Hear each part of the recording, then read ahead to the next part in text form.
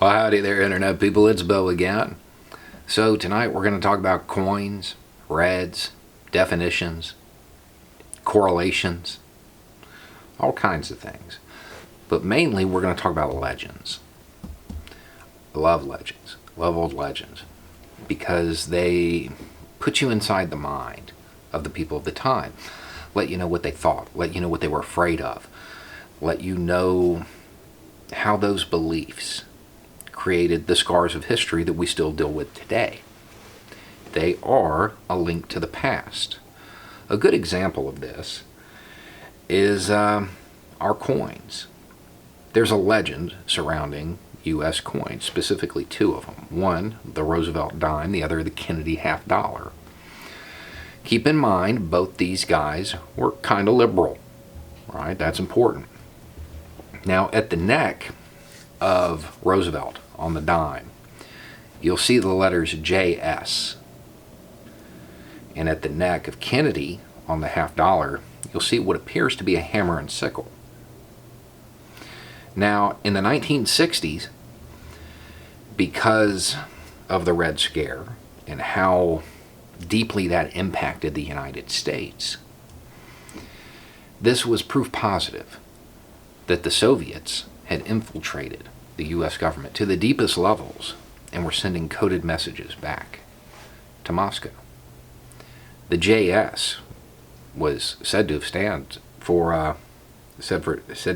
for Joseph Stalin. In reality, it stood for John Sinek, the guy who designed the dime, and the hammer and sickle is really a GNR, Gilroy Roberts, the guy who designed the half dollar. But that legend exists. It was believed. It still has to be debunked today.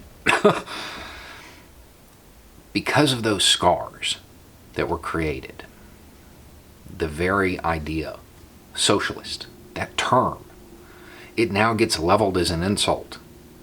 You're a socialist. And maybe if you're far right, fine. It's an insult.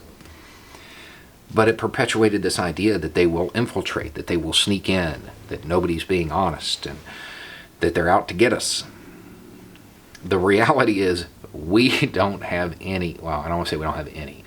We do not have any major political figures in the United States advocating for socialism. None.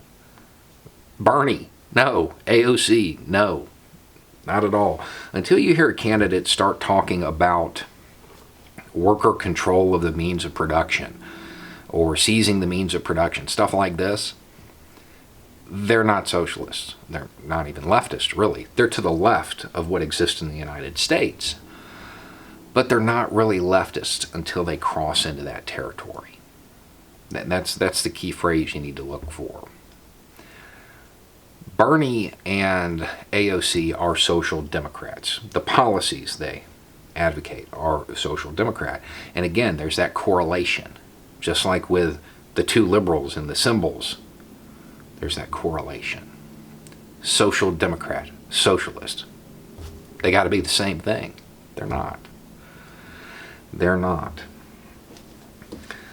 To flip that around, I want you to picture an American Republican and all that that entails. And then picture an Irish one. Many, historically, I would say most, were literal socialists. The words don't mean anything. It's just a correlation. It's not causation. This habit in the American people of not looking deeper into things leads them to see 2 and 2 and come up with 29. It happens a lot. This is how fringe theories develop. And I can show you how they get fostered. What if I told you that one person was at the scene of 3 different presidents being taken out?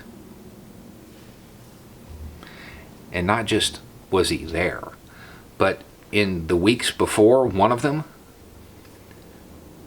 the shooter's brother saved his life. I'm talking about Robert Lincoln. He had just shown up at the theater, and then his life had been saved by Booth's brother just a few weeks before, stopped him from getting run over. Over the years, he was there for Garfield and McKinley. Why? Is it because he had something to do with it? I mean, he did have some shady ties, especially to what was the military-industrial complex of the time. Or was it because he was a Beltway insider before there was a Beltway? He was a DC insider, so he was at these events. The correlation doesn't necessarily mean that he did it, that he had anything to do with it.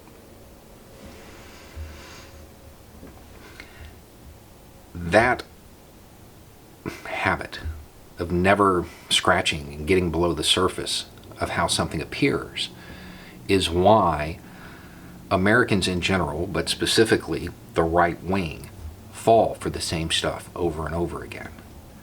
Because they tend to believe in romantic ideas of nationalism. They fall for anything that threatens that. Anything that is seen to threaten their mythology, they believe, because it's based on fear. The world moves left, historically. That's what's happened throughout time, and it will continue to happen. So if you look at it from a long enough timeline, you may see things that appear to be infiltration. But the reality is, it's just a legend. And historically, things move left. Always have. Understand that from the systems of the time, Washington, Adams, Paine, these guys, they were far left. Those terms weren't used at the time. But that's what they were. They were the liberals, the far, far liberals. It's just the course of human events.